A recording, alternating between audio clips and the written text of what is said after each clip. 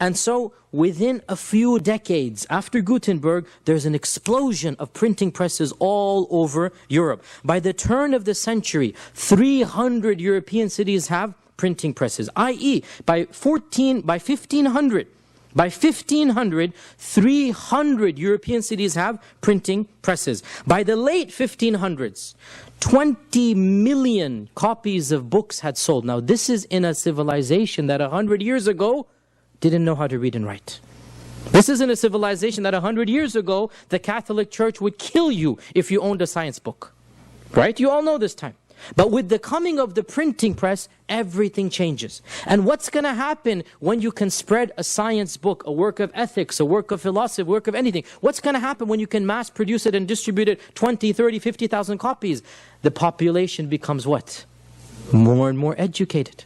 Right? More and more inquiring minds. Newton comes along in 20 or something, and he produces his scientific book, the Scientific Inquiry. Dante comes along. All of these people come along, and they mass produce their books. And by mass producing their books, the educational level of a society goes higher and higher and higher. Everybody can read now, if you like, Newton. Everybody can read Hume or all of these intellectual thinkers of the 16th century.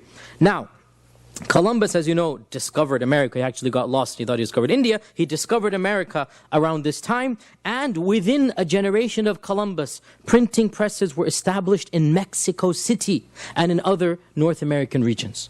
That's how the Europeans understood. They're conquering this native population, but they understand the need to bring printing presses from Europe into these uncivilized backward lands and to set them up. We had printing presses in Mexico in around 1500 or so.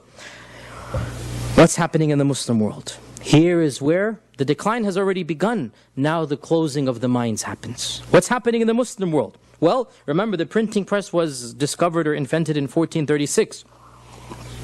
It's already in Mexico. It's already all over European lands. Within 20 years, the Muslims began hearing about this new invention. And they see copies of these books that just appear magically and miraculously.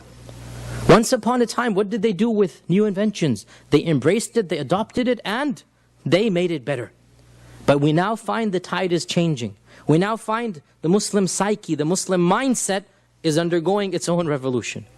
When the Muslims first discovered the printing press, the first thing they did, they banned it. And in 1485, the Ottoman Khalifa, Sultan Bayezid II, declared under the guise, the ulama all supported him in this, all the scholars, everybody supported him, declared the printing press to be haram. And he said that it is not allowed to import the printing press into Muslim lands. And he said no books that were printed in Europe can be imported. Not just the printing press, even books that were printed in Europe cannot be imported into Ottoman lands. Surely this is just a strange fatwa. Within 5-10 years people reversed. Quite the contrary. 1515, one of his descendants, Sultan Salim I, when the printing press is becoming more and more powerful, when 20 million books have been sold. 20 million is a huge number, by the way. For 1500, think about it. 20 million books have been sold in Europe. 1515, Sultan Salim I issues a decree. What is the decree? Wallahi, you will not believe this. I'm not inventing this up. Look this up. Sultan Salim I issues a decree. Anybody who is caught with a printing press in any Ottoman land shall be executed. The penalty is death to own a printing press. And to own a book that's printed has its own hefty fines and whippings, lashings, whatnot.